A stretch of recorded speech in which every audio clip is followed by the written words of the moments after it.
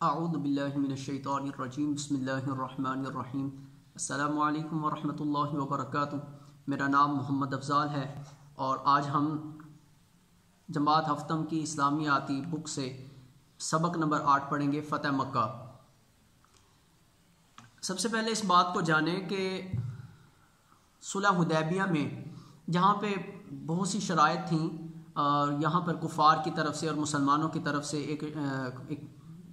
تیار ہوا لائحہ عمل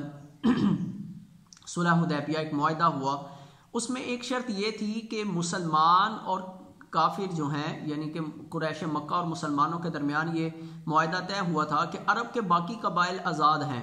وہ کسی بھی فریق یعنی مسلمانوں کے ساتھ بھی مل کر معاہدے میں شامل ہو سکتے ہیں یا قریش مکہ کے ساتھ مل کر معاہدے میں شامل ہو سکتے ہیں۔ اب دو قبیلے تھے، بنو خزاعہ اور بنو بکر۔ یہ دو قبیلے، ان کی پرانی دشمنی چلتی آ رہی تھی۔ ہوا کیا کہ بنو بکر نے قریش کا حلیف قبیلہ یعنی کہ قریش کے ساتھ معاہدے میں مل کر شامل ہونا انہوں نے پسند کیا اور وہ قریش کے ساتھ مل گئے، جبکہ بنو خزاعہ جو ہیں وہ مسلمانوں کے ساتھ مل گئے۔ پھر اب معاہدے میں یہ شامل تھا کہ دونوں فریقین آپس میں 10 سال تک جنگ نہیں کریں گے۔ ہوا کیا کہ بنو خزاعہ اور بنو بکر کے درمیان پرانی دشمنی چلتی آ رہی تھی، لیکن جب وہ معاہدے میں شامل ہوئے تو بنو خزاعہ جو تھے وہ اب مطمئن ہو کر زندگی گزارنے لگے کہ ہم معاہدے میں شامل ہو چکے ہیں، اب لہذا اب ہماری اور بنو بکر کی لڑائی نہیں ہوگی۔ لیکن قریش مکہ نے کیا کیا، صرف اس بات سے خائف ہو کر اس چڑ میں انہوں نے بنو بکر کے بندوں کو اکسایا اور ان سے کہا کہ ہم آپ کی مدد بھی کریں گے، آپ کو اسلحہ بھی دیں گے، آپ کو بندے بھی دیں گے، تو آپ بنو خزاعہ پر حملہ کریں اور ان کو اس بات کی سزا دیں کہ وہ مسلمانوں کے ساتھ کیوں شامل ہوئے معاہدے میں۔ تو رات کی تاریکی میں بنو بکر نے بنو خزاعہ پر حملہ کیا اور ان کے کچھ افراد کو قتل کر دیا، اور مجبوری میں جو ہیں وہ بنو خزاعہ کے لوگ بھاگے اور انہوں نے آ کے حرم میں پناہ لی۔ اب زمانہ جاہلیت میں بھی حرم جو ہے وہ محترم مانا جاتا تھا، امن کی جگہ مانا جاتا تھا، تو جو لوگ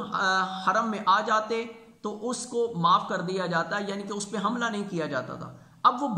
فوراً سے بھاگ کے حرم میں آئے، لیکن بنو بکر نے وہاں پیچھے پہنچے اور حرم میں آ کے بھی ان کو مارا، اور اس لڑائی میں، اس جنگ میں، اس لڑائی میں، اس قتل و غارت میں قریش مکہ کو چاہیے تھا کہ وہ ذرا سائڈ پہ رہتے، لیکن قریش مکہ نے نہ صرف ان کو ہتھیار مہیا کیے بلکہ ان کے کچھ لوگوں نے بھی اس لڑائی میں حصہ لیا۔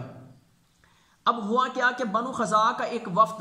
نبی اکرم صلی اللہ علیہ وسلم کی خدمت میں حاضر ہوا اور سارا واقعہ سنانے کے بعد مدد کی درخواست کی، یعنی کہ انہوں نے آ کر کہا کہ جناب ہم معاہدے کے مطابق ہم آپ کا حلیف قبیلہ یعنی کہ ہمارے قبیلے والوں نے آپ کے ساتھ معاہدے میں شامل ہوئے، اور اس بات کی سزا بنو بکر نے اور قریش مکہ نے ہمیں دی ہے،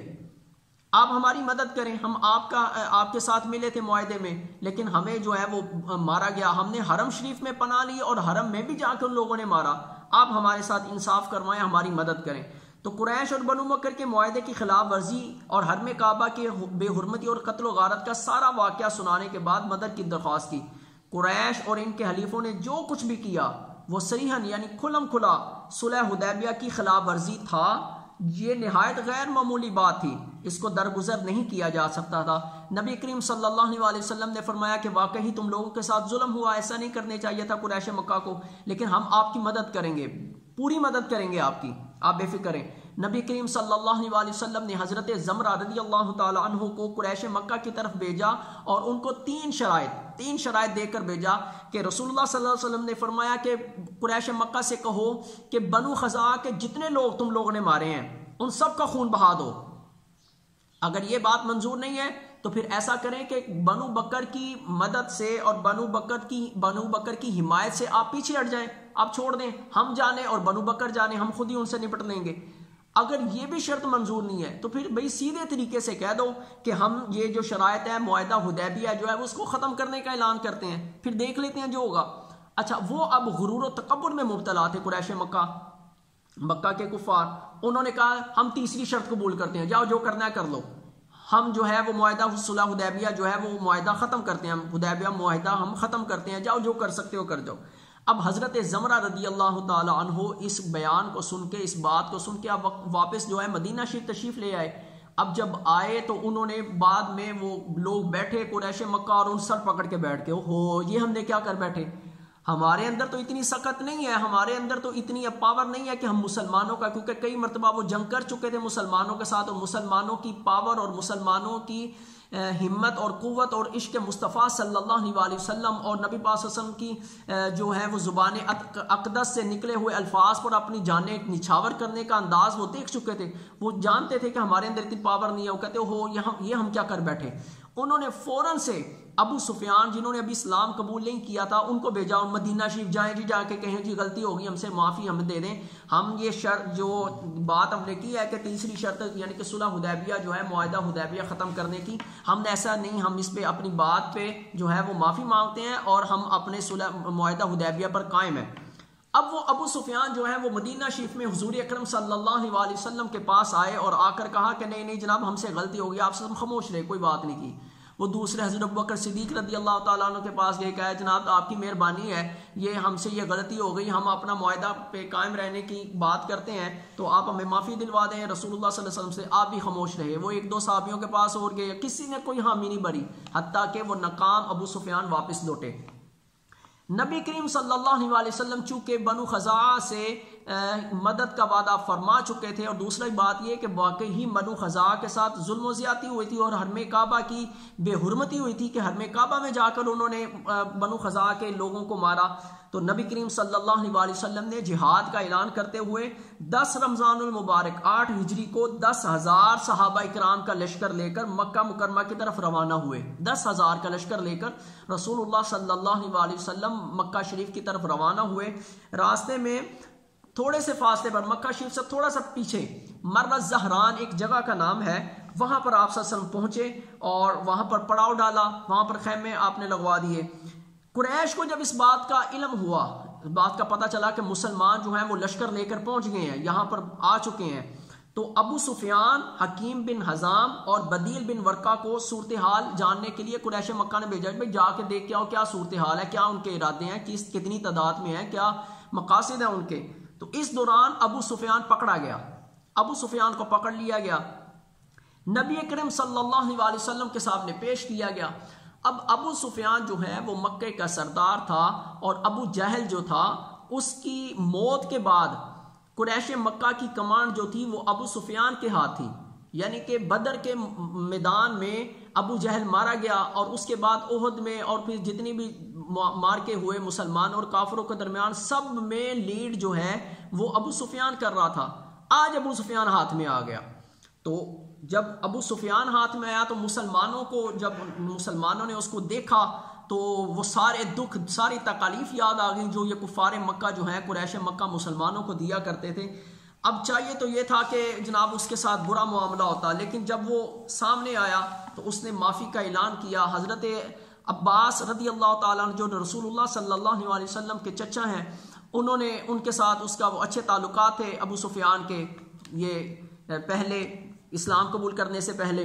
تو انہوں نے آ کے کہا حضور معافی یہ دے دیں اس کو۔ اب وہ اسلام سے تو پہلے ہی متاثر ہو چکا تھا اسلامی تعلیمات سے، اس نے آ کے معافی مانگی تو حضور علیہ الصلوۃ والسلام نے اس کو معاف فرما دیا، فرمایا جاؤ تمہیں معاف کیا۔ اس نے کلمہ پڑھا تو حضرت عباس رضی اللہ تعالیٰ عنہ نے عرض کیا یا رسول اللہ صلی اللہ علیہ وسلم مکے کا سردار ہے، کوئی عزت ہونی چاہیے، کوئی احترام، کوئی اس کو توقیر ملنی چاہیے،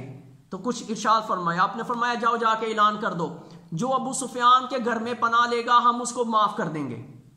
اتنی عزت آپ صلی اللہ علیہ وسلم نے دی، مکے کا سردار اور مسلمانوں کا دشمن، لیکن اسلام قبول کیا، رسول اللہ صلی اللہ علیہ وسلم نے اتنی عزت و توقیر اس کو دیا۔ آپ نے فرمایا جاؤ اعلان کر دو جو ابو سفیان کے گھر میں پناہ لے گا رسول اللہ صلی اللہ علیہ وسلم اس کو معاف کرتے ہیں، ہم معافی کا اعلان کرتے ہیں اس کے لیے۔ اب وہ ابو سفیان تیزی سے مکہ شریف کی طرف روانہ ہوا اور جا کے لوگوں کو تمام معاملات بتائے اور کہا کہ بھئی آپ لوگوں کے پاس اتنی ہمت نہیں ہے، اتنی طاقت نہیں ہے کہ آپ ان مسلمانوں کا مقابلہ کر سکیں، لہذا ہتھیار ڈال دیں۔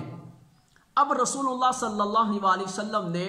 اپنے لشکر کو 10,000 کا جو لشکر لے کر چلے تھے اس کو 4 حصوں میں ڈیوائیڈ کیا، 4 گروہ میں، ہر گروہ میں 2500 صحابہ کرام تھے، یعنی کہ مکہ شریف میں انٹر ہونے کے 4 راستے تھے۔ آپ صلی اللہ علیہ وسلم نے اپنے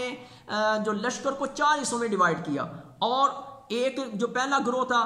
ہر گروہ میں 2500 لوگ تھے، 2500 صحابہ کرام تھے۔ پہلے گروہ کی قیادت حضرت خالد بن ولید رضی اللہ تعالیٰ عنہ کر رہے تھے، دوسرے گروہ کی قیادت قیس بن سعد بن عبید اللہ کر رہے تھے، تیسرے گروہ کی قیادت حضرت ابو عبیدہ بن الجراح رضی اللہ تعالیٰ عنہ کر رہے تھے، اور چوتھے گروہ کی قیادت حضرت زبیر بن العوام کے سپرد تھی۔ اب یہ چاروں گروہ اپنے اپنے راستوں سے جب مکہ میں انٹر ہوئے تو کسی کو بھاگنے کا موقع نہ ملا، کسی کو مزاحمت کرنے کا موقع نہ ملا، کسی کو لڑائی جھگڑا کرنے کا موقع نہ ملا، کسی کو جنگ و جدل کرنے کا موقع نہیں ملا۔ ہاں، جس راستے سے حضرت خالد بن ولید رضی اللہ تعالیٰ عنہ انٹر ہوئے تو وہاں پر کچھ لوگ آئے تلواریں لے کر اور اسلحہ لے کر، وہاں پر آئے اور انہوں نے تھوڑی سی جھڑپ کی اور اپنے 13 افراد کی لاشیں چھوڑ کر باقی بھاگ گئے۔ اب رسول اللہ صلی اللہ علیہ وسلم کا لشکر جو ہے وہ چاروں راستوں سے جو ہے وہ وہاں پر ایک مکہ شریف حرم شریف کے پاس پہنچا، اور بغیر لڑائی جھگڑے کے، بغیر قتل و غارت کے، بغیر جنگ و جدل کے مکہ فتح ہو گیا۔ رسول اللہ صلی اللہ علیہ وسلم نے وہاں پر جا کر اعلان فرمایا، آپ نے فرمایا جو شخص خانہ کعبہ میں پناہ لے لے، یا ابو سفیان کے گھر میں پناہ لے لے، یا ہتھیار ڈال دے، یا اپنے گھر کا دروازہ ہی بند کر لے، مقابلے کے لیے نہ آئے، ہم اسے معاف کرتے ہیں، ہم نے معاف کر دیا۔ جو خانہ کعبہ میں پناہ لے لے، جو ابو سفیان کے گھر میں پناہ لے لے، جو ہتھیار ڈال لے کر سامنے نہ آئے، اور جو اپنے گھر کا دروازہ بند کر لے، ہم سب کو معاف کرتے ہیں۔ اتنی بات کرنے کے بعد رسول اللہ صلی اللہ علیہ وسلم حرم شریف میں آئے، حرم کعبہ میں آئے، اور آ کر آپ صلی اللہ علیہ وسلم نے حجر اسود کو چومنے کے بعد اپنی اونٹنی پہ بیٹھ کر خانہ کعبہ کا طواف کیا۔ طواف کے بعد آپ صلی اللہ علیہ وسلم نے حضرت عثمان بن طلحہ رضی اللہ تعالی عنہ سے آپ صلی اللہ علیہ وسلم نے خانہ کعبہ کی چابی لی۔ اندر گئے تو اندر 360 بت لٹکائے ہوئے تھے کفار مکہ نے، اور مختلف قبائل نے اپنے اپنے بت لٹکائے ہوئے تھے جن کی عبادت کی پوجا کرتے تھے، اس کی عبادت کرتے تھے۔ تو آپ صلی اللہ علیہ وسلم کے ہاتھ میں کمان تھی، ایک تیر ہوتا ہے اور ایک اس کی کمان ہوتی، کمان کے ساتھ آپ نے سارے بتوں کو گرایا، اور گراتے ہوئے یہ آپ صلی اللہ علیہ وسلم آیت مبارکہ پڑھ رہے تھے، جاء الحق وزهق الباطل ان الباطل کان زہوقا، کہ حق آ گیا اور باطل مٹ گیا، بے شک باطل مٹنے والا ہی ہے۔ اس کے بعد خانہ کعبہ کو بتوں کو پاک کرنے کے بعد اللہ تعالیٰ کے رسول صلی اللہ علیہ وسلم نے شکرانے کی نماز ادا کی، پھر باہر تشریف لائے تو باہر صحابہ کرام صفے باندھ کے کھڑے تھے، تو سب کی طرف نظر آپ نے صلی اللہ علیہ وسلم نے دہرائی، اور وہ لوگ جنہوں نے مسلمانوں کو اذیتیں دیں، مسلمانوں کو تکلیفیں پہنچائیں، مسلمانوں پر ظلم و زیادتی کی انتہا کر دی، آج وہ سارے لوگ موجود تھے، اور سب لوگ اپنے اپنے ذہنوں میں ایک عجیب قسم کی کیفیت لیے کھڑے تھے کہ پتہ نہیں آج ہمارے ساتھ کیا سلوک ہونے والا ہے، اور آج نبی پاک صلی اللہ علیہ وسلم کیا اعلان کرنے والے ہیں۔ ساری وہ اذیتیں، ساری وہ تکلیفیں، سب کچھ معاملات ان کی آنکھوں کے سامنے گھوم رہے تھے، لیکن جب رسول اللہ صلی اللہ علیہ وسلم سامنے آئے تو آپ صلی اللہ علیہ وسلم نے اللہ کی حمد و ثنا کے بعد فرمایا کہ تمہارا اے قریش کے لوگوں، تمہارا کیا خیال ہے، میں تمہارے ساتھ کیسا سلوک کرنے والا ہوں؟ وہ سب بولے، انہوں نے کہا آپ کریم بھائی کے کریم بیٹے ہیں، یعنی کہ آپ حضرت عبد المطلب رضی اللہ تعالیٰ عنہ جو کہ آپ کے دادا جان ہیں اور مکے کے سردار تھے، آپ ان کے بیٹے ہیں، وہ بھی بڑے کریم تھے، بڑے مہربان تھے، بڑی شفیق تھے، بڑی مہربانی کرنے والے تھے، آپ ان کے بیٹے ہیں، ہم آپ سے حسن سلوک کی توقع رکھتے ہیں۔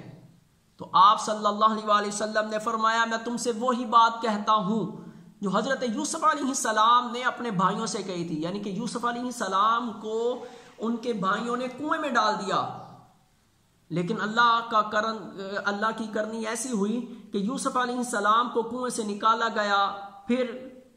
چلتے چلتے مصر کے بازاروں میں آئے، اور پھر اس کے بعد ایک وقت گزرا، یہ سب کچھ ہونے کے بعد پھر وہ اللہ تعالیٰ نے ان کو تخت پہ بٹھایا مصر کے۔ اب وہ بھائی جب وہ یوسف علیہ السلام کے پاس آئے تو انہوں نے معافی کی، آپ نے فرمایا جاؤ میں نے تمہیں معاف کیا، جاؤ۔ تو رسول اللہ صلی اللہ علیہ وسلم فرماتے ہیں میں تم سے وہی کہہ رہا ہوں جو حضرت یوسف علیہ السلام نے اپنے بھائیوں سے کہی تھی، لا تثریب علیکم اليوم، آج تم سے کوئی مواخذہ نہیں، کوئی بدلہ نہیں، جاؤ تم سب آزاد ہو۔ رسول اللہ صلی اللہ علیہ وسلم نے ان جانی دشمنوں کو جن میں ایسے ایسے لوگ بھی شامل تھے جنہوں نے آپ صلی اللہ علیہ وسلم کے قرابت داروں کو شہید کیا، قرابت داروں کو اذیتیں دیں، آپ صلی اللہ علیہ وسلم کے چچا حضرت امیر حمزہ رضی اللہ تعالیٰ عنہ کو بے دردی سے شہید کیا، سب لوگ موجود تھے۔ لیکن رسول اللہ صلی اللہ علیہ وسلم نے آج عام معافی کا اعلان فرما دیا کہ تم سب آزاد ہو، تم سب کو معاف کر دیا، اور اس کا حسن اخلاق کا، حسن سلوک کا نتیجہ یہ نکلا ہو کہ تقریباً اکثر لوگ مسلمان ہو گئے۔ آپ صلی اللہ علیہ وسلم نے 15 دن مکہ شریف میں قیام کرنے کے بعد آپ صلی اللہ علیہ وسلم مدینہ شریف تشریف لائے۔ اس طرح اللہ تعالیٰ نے بغیر کسی جنگ و جدل کے مکہ کو فتح کیا۔ مکہ فتح ہونے کے بعد ان علاقوں میں بھی اسلام کی تعلیم، اسلام کی دعوت پہنچ گئی جہاں ابھی تک اسلام کا پیغام نہیں پہنچا تھا۔ اب اسلام کی راہ میں حائل رکاوٹیں مکمل طور پر دین ہو گئیں اور اسلام عرب کے علاوہ باقی علاقوں میں بھی پھیلنا شروع ہو گیا۔ یہ تھا ہمارا آج کا سبق فتح مکہ۔ انشاءاللہ اگلے سبق کے ساتھ پھر حاضر ہوں گے۔ اپنا خیال رکھیے گا۔ اللہ حافظ۔